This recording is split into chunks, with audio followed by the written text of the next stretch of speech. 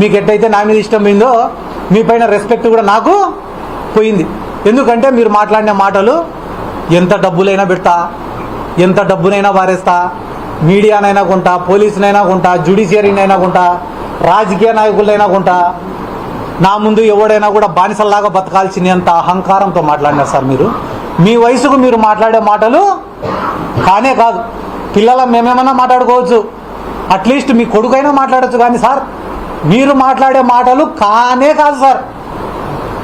ఏమంటున్నారు సార్ మీరు? రాయలసీమలో మీసాలు తిప్పుకొని తిరిగిన వాళ్ళు కూడా నా ముందర మీసాలు దించుకున్నారంట. ఎవరో నలుగురు పేర్లు చెప్తే సార్ ఇంటా సార్ నేను కూడా.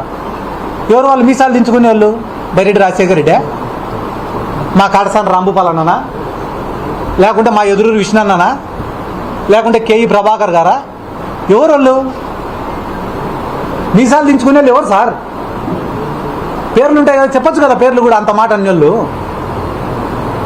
నాకు తెలిసి మీ ముందర కిందికి దించుకొని మీసాలు దించుకొని ఉండేది ఒకటే ఆయన్నే, ఆయన సోమిశెట్టి వెంకటేశ్వర్లు. ఆయనకు మీసాలు లేవు. కాబట్టి ఇంతగా మీరు ఒక విమర్శను తీసుకోలేని స్థాయిలో ఉంటేట సార్. టీజీ భరత్ గారు ఈరోజు రాష్ట్రానికి మంత్రి సార్. ఆయన ఒక రాష్ట్రానికి మంత్రి ఏం చేస్తున్నాడో తెలుసా సార్? ఈరోజు కర్నూలులో ఆయన సోషల్ మీడియా, ఫేస్బుక్లో, ఇన్స్టాగ్రామ్లో ఆయన పైన ఎవరైనా కామెంట్లు పెడితే, ఆయన పరిపాలన పైన ఎవరైనా కామెంట్లు పెడితే వెంటనే మనుషుల్ని పంపించి తన్నియడము, ఆ మనుషుల్ని ఎత్తుకొని వచ్చి పోలీస్ స్టేషన్లలో ఐటీ కేసు పెట్టడం. ఏ స్టేషన్లో నమోదు కాలేదు. నిన్నదాకా మన తాండ్రపాడు పిల్లోడిని కొట్టారు, డోన్ నియోజకవర్గానికి సంబంధించినవాడు.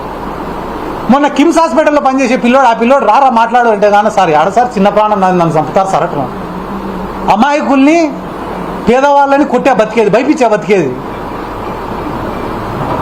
దానాలు ధర్మాలు చేసినామంటారు.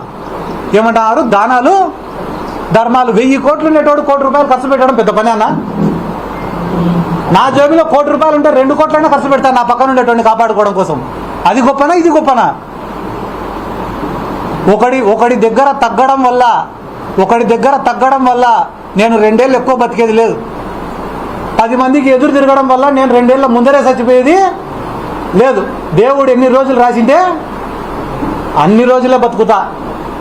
చిన్నప్పుడే నేను నేర్చుకునే ఒక మాట ఏందిరా అంటే, బలవంతుడి పక్క నిలబడితే నీ జీవితం సుఖంగా ఉంటుందంట, సంతోషంగా ఉంటుందంట, ఎటువంటి ఇబ్బందులు ఉండవంట, జీవితం సాఫీగా గడిచిపోతుందంట బలవంతుడి పక్క నిలబడితే.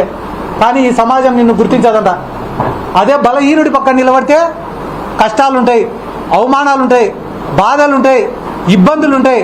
కానీ ఈ సమాజం ఏదో ఒక రోజు నువ్వు చచ్చిపోయే లోపల నిన్ను హీరోగా గుర్తిస్తారు. కష్టమో నష్టమో పోరాడడానికే సిద్ధపడినా నేను.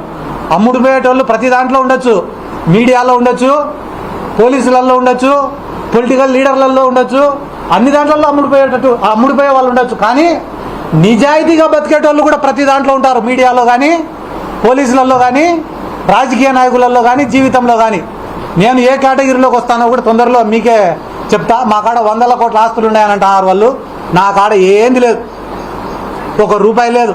నాకు ఉండేదంతా ఒకటే, జగన్మోహన్ రెడ్డి ఒక్కడే ఉన్నాడు. మళ్ళా చెప్తాను, ఎవరున్నారు? జగన్మోహన్ రెడ్డి ఒక్కడే ఉన్నాడు.